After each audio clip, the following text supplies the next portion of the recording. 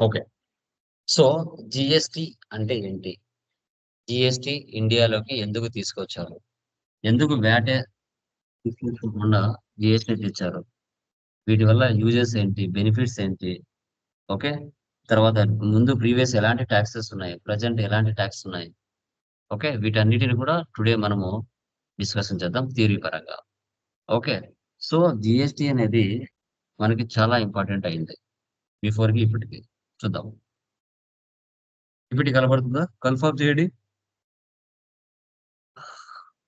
కనిపిస్తుంది sir. GST అంటే goods and services tax అని చెప్తారు. సర్వీస్ అని చెప్పకూడదు. సర్వీసెస్ అనాలి. ఓకే. సార్, ఎందుకు సార్ ఇండియాలోకి జీఎస్టీ వచ్చింది అని మనం చూస్తున్నట్లయితే ఫస్ట్ జీఎస్టీ ఇంప్లిమెంటేషన్ చేసిన కంట్రీ ఏంటి అంటే ఫ్రాన్స్. ఎప్పుడు 1954లో ఇంట్రడ్యూస్ చేసింది. ఆ తర్వాత ఆ కంట్రీని చూసి 160 కంట్రీస్ జీఎస్టీ ఇంప్లిమెంటేషన్ చేశారు. బట్ 2000 సంవత్సరంలో మనకు అటల్ బిహారీ వాజ్పేయి గారు ప్రధానమంత్రి ఉన్నప్పుడు ఈ కాన్సెప్ట్ ని మనకి పార్లమెంట్ లో వాళ్ళు డిస్కస్ చేశారు. బట్ కానీ సిచ్యువేషన్స్ వల్ల స్టార్ట్ చేయలేకపోయారు. ఇప్పుడు ప్రజెంట్ పిఎం నరేంద్ర మోడీ ద్వారా మన ఇండియాలోకి 1 జూలై 2017లో ఇండియాలోకి పూర్తిగా వ్యాట్ ని తీసేసి జీఎస్టీ ని ఇంప్లిమెంటేషన్ చేశారు. సో దీనివల్ల ఎవరైతే ట్యాక్స్ కట్టకుండా గవర్నమెంట్ దగ్గర తప్పించుకుంటూ ఉంటారో వాళ్ళందరూ కూడా ఈ జీఎస్టీ రావడం వల్ల కంపల్సరీగా కట్టాల్సిన పరిస్థితి వచ్చింది. అదైతే చెప్పొచ్చు. ఓకే. సో యాక్చువల్‌గా ఇండియాలో 2 టైప్స్ ఆఫ్ టాక్సెస్ ఉంటాయి. Direct tax, indirect talks. Direct tax వచ్చేసి మనకి ఇన్‌కమ్ టాక్స్ డిపార్ట్‌మెంట్ అవి ఫిల్ చేస్తారు. ఇండైరెక్ట్ టాక్స్ వచ్చేసి మనకి జీఎస్టీ వస్తుంది. ఇండైరెక్ట్ టాక్స్ అనేది మనకి జీఎస్టీ అనేది వస్తుంది. Okay. So why GST? Multiple taxes, multiple tax rates, వీటి మీద multiple points of taxation like manufacturing, trading, services. Previous మనకి జీఎస్టీ వ్యాట్ ఉన్నప్పుడు మల్టిపుల్ టాక్సెస్ ఎక్కువగా ఉండేవి. జీఎస్టీ కింద ఒక 10 టాక్స్‌లు, జీఎస్టీ కింద ఒక 10 టాక్స్‌లు ఉండేటివి. వాటన్నిటిని మిక్స్ చేసి ఇప్పుడు మనకు 3 మల్టిపుల్ టాక్సెస్ ఇచ్చాడు. స్లాబ్స్ ఏమిచ్చాడు? ఒక 5 స్లాబ్స్ ఇచ్చాడు. Multiple tax rates. ఎందుకు జీఎస్టీ అంటే ప్రీవియస్ వ్యాట్‌లో ఉన్నప్పుడు ఇప్పుడు ఏపీలో 5% ఉంటది ఐటెమ్ మొబైల్. అదే తమిళనాడుకి పోతే 12.5 ఉంటది. కర్ణాటక పోతే 14.5 ఉంటది. అరే! ఐటెమ్ అయితే ఒకటే బట్ టాక్సెస్ మాత్రం డిఫరెన్స్. అలా ఎందుకు? ఇండియా మొత్తం మీద ఏ ప్రొడక్ట్ ఎక్కడ కొనినా, ఏపీలో కొన్నా 5%, తెలంగాణ కొన్నా 5%, తమిళనాడు, కర్ణాటక ఎక్కడ కొన్నా 5% ఉన్నారు. ఆ ఉద్దేశంతో మనకి జీఎస్టీని ఇంట్రొడ్యూస్ చేశారు. ఓకే. సో, ఈ టాక్స్ అనేది వేటి మీద పడుతుందంటే, cost of goods and services మీద పడుతుంది. ఇది ఈ టాక్స్ ఎవరు కలెక్ట్ చేస్తారు సార్ మార్కెట్‌లో అంటే, మనకి 4 టైప్స్ ఆఫ్ పర్సన్స్ ఉంటారు. Regular dealers, composition dealers, unregistered consumers అనేసి. రెగ్యులర్ డీలర్స్ ఎవరైతే ఉంటారో వారు కస్టమర్స్ దగ్గర నుంచి టాక్స్ కలెక్ట్ చేస్తారు. ఓకే. ఇండియాలో ఇండియా, బ్రెజిల్ అండ్ కెనడాలో మాత్రమే డ్యూయల్ సిస్టమ్ ఉంది. అంటే యూనిఫైడ్ జీఎస్టీ అంటే సెంట్రల్ గవర్నమెంట్ కలెక్ట్ చేసి స్టేట్‌లకు డిస్ట్రిబ్యూట్ చేస్తుంది. డ్యూయల్ సిస్టమ్ అంటే సెంట్రల్ గవర్నమెంట్‌లో స్టేట్ వాళ్ళు ఇన్వాల్వ్ గారు. స్టేట్‌లలో సెంట్రల్ గవర్నమెంట్ ఇన్వాల్వ్ గారు. ఎవరిది వాళ్ళు ఇండివిడ్యుయల్‌గా కలెక్ట్ చేసుకుంటారు. అదే డ్యూయల్ సిస్టమ్ అంటాం. బెనిఫిట్స్ ఏంటి జీఎస్టీలో అంటే సింపుల్ టాక్స్ స్ట్రక్చర్. ప్రీవియస్ మనకి మల్టిపుల్ టాక్సెస్ ఉన్నాయి. చాలామంది టాక్స్ కట్టకోకుండా డిఫరెంట్‌గా ఇల్లీగల్‌గా బిజినెస్ చేసేవాళ్ళు. బట్ మనకు జీఎస్టీ వచ్చిన తర్వాత సింపుల్ టాక్స్ స్ట్రక్చర్ అయింది. వీటి వల్ల బిఫోర్ మనకి eliminates cascading effect. Multiple taxes నుంచి మనకి కొంచెం ఎగ్జామ్షన్ దొరికింది. ఆ ఎఫెక్ట్ లేకుండా పోయింది. ఇప్పుడేంటంటే కరెక్ట్‌గా లీగల్‌గా గవర్నమెంట్‌కి టాక్స్ పే చేసేవాళ్ళు ఎక్కువున్నారు. దీనివల్ల గవర్నమెంట్‌కి గ్రోత్ కూడా పెరుగుతుంది. ఇంక్రీజ్డ్ రెవెన్యూ అనేది పెరుగుతుంది. సో, అక్కడ టెక్నాలజీ యూజ్ చేసేటప్పుడు రకరకాల టెక్నాలజీస్ ఉంటాయి వాళ్ళ దగ్గర. ఏది సింపుల్‌గా గవర్నమెంట్ పోర్టల్‌లో లాగిన్ అవుతుందో అదే సింపుల్‌గా వెళ్తూ ఉంటుంది. అలా. తర్వాత ప్రీవియస్ టాక్స్ స్ట్రక్చర్ ఎలా ఉండింది చూడండి. సెంట్రల్ టాక్స్ కింద ఎక్సైజ్ డ్యూటీ అంట, సర్వీస్ టాక్స్ అంట, ఏడీఈ అంట, సర్చార్జ్ అండ్ సెస్ అంట, సీవీడీ అండ్ ఎస్సీడీ అంట. ఇవన్నీ ఉన్నాయి. స్టేట్ టాక్స్ కింద VAT, CST, purchase tax, luxury tax, surcharge and cess, entry tax. ఇవన్నీ స్టేట్ టాక్స్ కింద ఉన్నాయి. ఇవన్నీ ప్రీవియస్ మల్టిపుల్ టాక్సెస్ ఉండేటివి. ఇవన్నీ తీసేసి ఏం చేశాడు? సింపుల్ గా మనకి మూడు ట్యాక్స్లు పెట్టాడు. CGST, HGST, IGST. సిజిఎస్టి అంటే central goods and services tax. IGST అంటే integrated goods and services tax. HGST అంటే state goods and services tax అని చెప్తాం. ఓకే. సార్ ఎప్పుడు సార్ ఈ ట్యాక్సెస్ పడతాయి అంటే ఆంధ్రప్రదేశ్ అంటే లైక్ వైజాగ్ లో పర్చేజ్ చేసావు, గుంటూరులో సేల్ చేసావు, సిజిఎస్టి హెచ్జిఎస్టి ట్యాక్స్. కర్నూలులో సేల్ చేసావు, అనంతపురంలో పర్చేజ్ చేసావు, సిజిఎస్టి హెచ్జిఎస్టి. గుంటూరులో పర్చేజ్ చేసావు, ఒంగోలులో సేల్ చేసావు, సిజిఎస్టి హెచ్జిఎస్టి ట్యాక్స్ పడుతుంది. తెలంగాణ నుంచి పర్చేజ్ చేసావు, కర్ణాటక సేల్ చేసావు, ఐజిఎస్టి ట్యాక్స్ పడుతుంది. మహారాష్ట్ర నుంచి పర్చేజ్ చేసావు, తమిళనాడుకు సేల్ చేసావు, ఐజిఎస్టి ట్యాక్స్ పడుతుంది.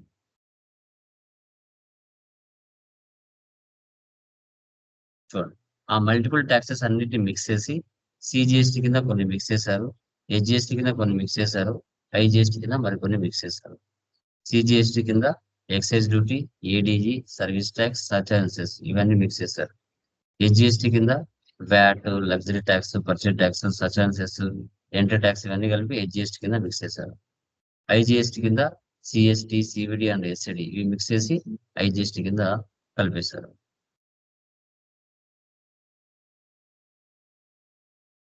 Example, location of sale, place of sale, Andhra. దాన్ని మనం charge of tax, intrastate. Intrastate అంటే సిజిఎస్టి హెచ్జిఎస్టి అని చెప్తాం. CGST SGST. Location of sale, place of sale, Andhra, Telangana. Charge of tax, interstate, HGST tax పడుతుంది. Interstate అంటే IGST tax పడుతుంది.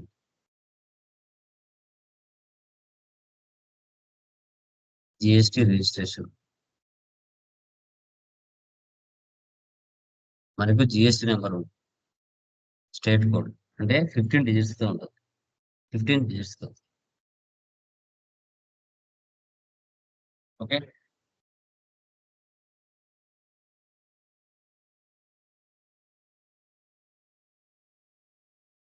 15 digits లో first 2 digits అనేది state code, remaining 10 digits pan number, entity code and default blank.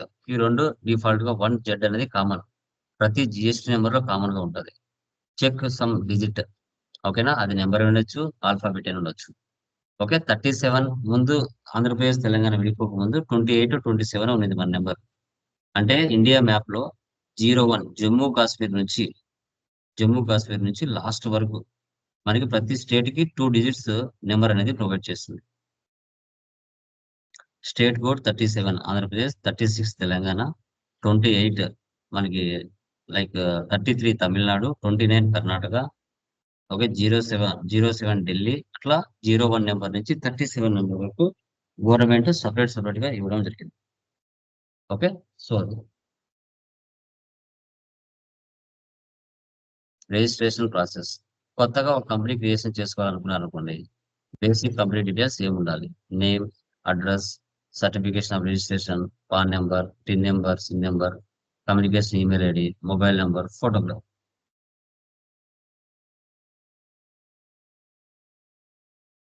Meaning of managing of HSN code and SCC, harmonised system of human culture అంటారు. Okay. So up to between 1.5 నుంచి 5 crore మధ్యలో ఉంటే HSN number 2 digit. తర్వాత turnover more than 5 crore ఉంటే కన్నా 4 digit HSN number ఇవ్వాలి. అంటే మన ఇండియాలో 1400 నుంచి 1600 మధ్యలో ఐటమ్స్ ఉన్నాయి. మనం ఉపయోగించే ప్రతి ఐటమ్ కూడా హెచ్ఎస్ఎన్ నెంబర్ ఉంటుంది. ఎలక్ట్రికల్ గూడ్స్ అన్నిటికీ ఒక హెచ్ఎస్ఎన్ నెంబర్, అపారల్ అన్నిటికీ ఒక హెచ్ఎస్ఎన్ నెంబర్, వెజిటేబుల్స్ అన్నిటికీ ఒక హెచ్ఎస్ఎన్ నెంబర్. ఓకే. వెహికల్స్ అన్నిటికీ ఒక హెచ్ఎస్ఎన్ నెంబర్, ఎలక్ట్రికల్ గూడ్స్ అన్నిటికీ ఒక హెచ్ఎస్ఎన్ నెంబర్ ఉంటుంది. హెచ్ఎస్ఎన్ కూడా 8 digit in case export and import, వేరే దేశాలకు ఎక్స్పోర్ట్ కానీ ఇంపోర్ట్ కానీ చేస్తే ఇవి స్టాక్ ఆర్ గూడ్స్ మీద హెచ్ఎస్ఎన్ నెంబర్ పడుతుంది. సర్వీసెస్ మీద ఇక్కడ కూడా first 2 digits 99 are common for all the services. ఇవి సర్వీసెస్ మీద పడుతుంది. HSN number common. మనకి స్లాబ్స్ ఎగ్జామ్షన్ 5%, 12, 18, 28. ఎగ్జాంపుల్ కింద ఏం ఐటమ్స్ ఉన్నాయి, 5% కింద ఏమున్నాయి, 12 కింద ఏమున్నాయి, 18 కింద ఏమున్నాయి, 28% కింద ఏమున్నాయి అనేది ఇక్కడ షో చేస్తుంది. ఇవి ఓల్డ్ ఫోటో, ప్రజెంట్ మారుతూ ఉంటాయి. 28 18కి 18కి 18కి 12కి 12 5కి 5కి 0 కూడా వస్తూ ఉంటాయి. ఓకే, సెస్ అడిషనల్ సెస్ కూడా పడుతూ ఉంటాయి ట్యాక్సెస్.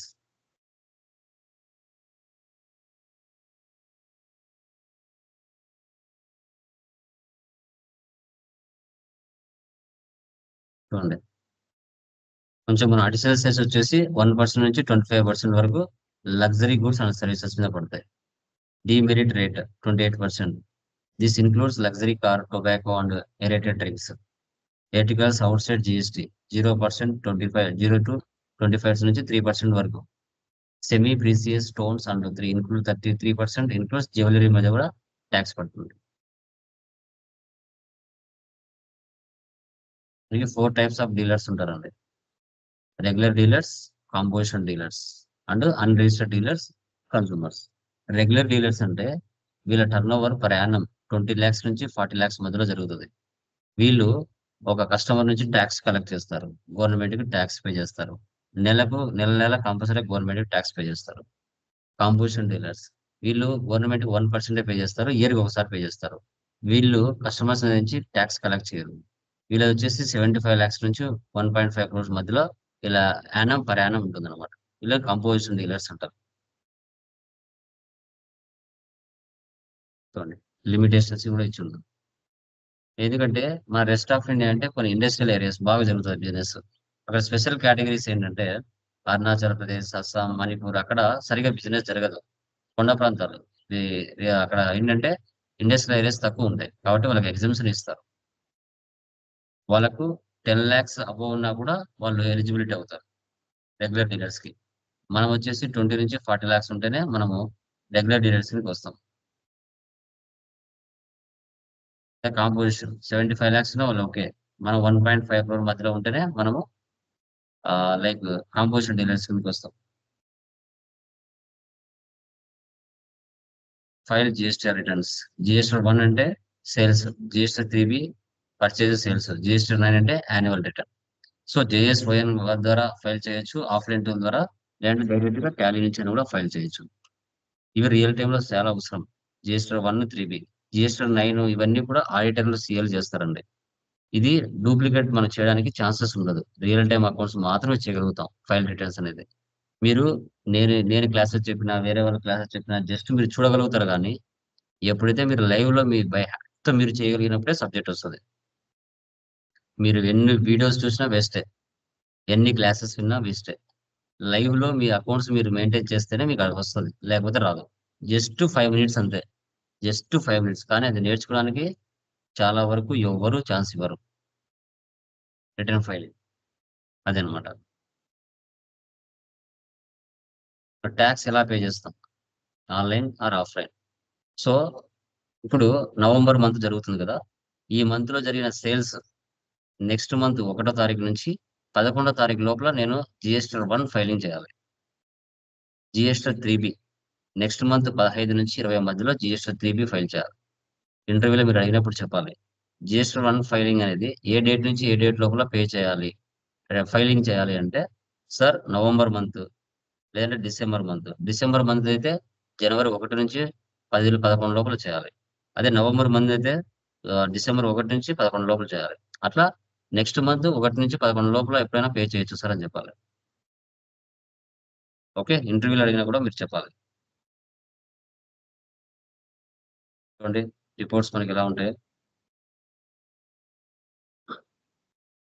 జిఎస్టీ 1 B2B అంటే బిజినెస్ టు బిజినెస్, B2C అంటే business to customer and consumer. Large ఉంటుంది, స్మాల్ ఉంటుంది. GST 3B.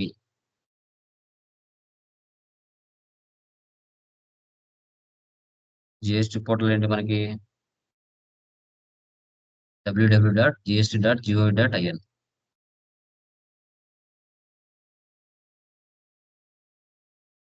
మనకు 2 types ఆఫ్ ఇన్వాయిసెస్ ఉంటాయి, bill of supply, tax invoice.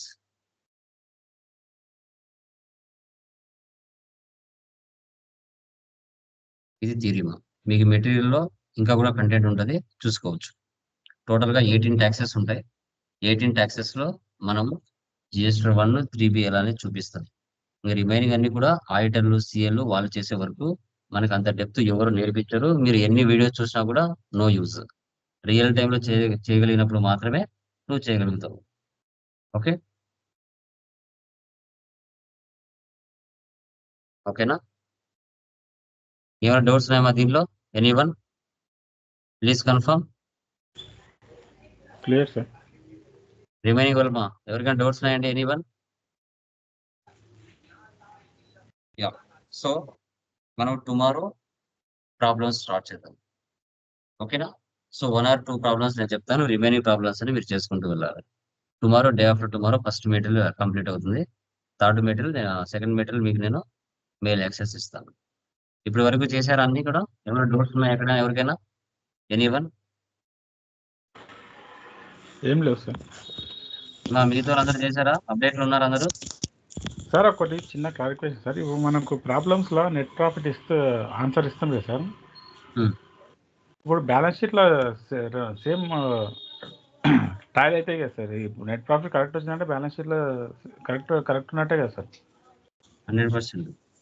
అదే